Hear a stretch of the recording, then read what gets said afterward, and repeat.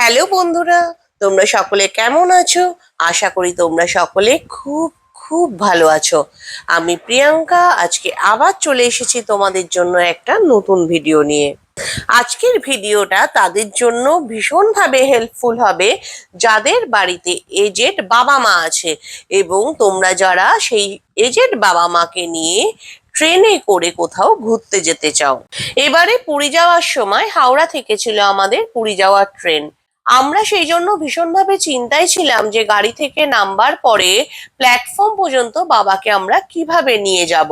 কিন্তু হাওড়া স্টেশনে পৌঁছাবার পর আমরা দেখতে পেলাম যে সেখানে ব্যাটারি গাড়ি চলছে। আর এই ব্যাটারি কারগুলো কিন্তু রিয়েলি ভীষণ হেল্পফুল।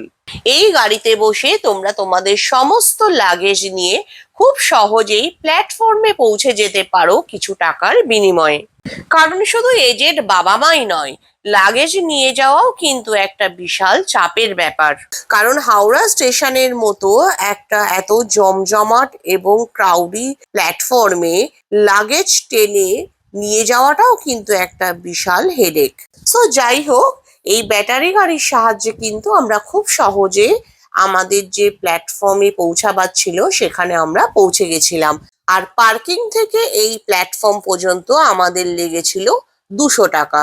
তোমরা অবশ্যই যখন ব্যাটারি কারে উঠবে তখন কত লাগবে সেটা কিন্তু আগে থেকেই কথা বলে নিয়ে উঠবে।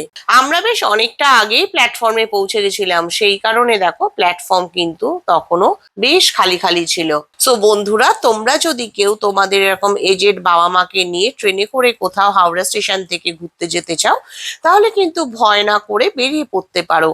কারণ এই ব্যাটারি গাড়িগুলো কিন্তু খুব ইজিলি তোমরা পেয়ে যাবে এবং এই ব্যাটারি গাড়িগুলো একদম তোমাকে ট্রেন পর্যন্ত পৌঁছে দেবে। তাহলে আজকের মতো বাই।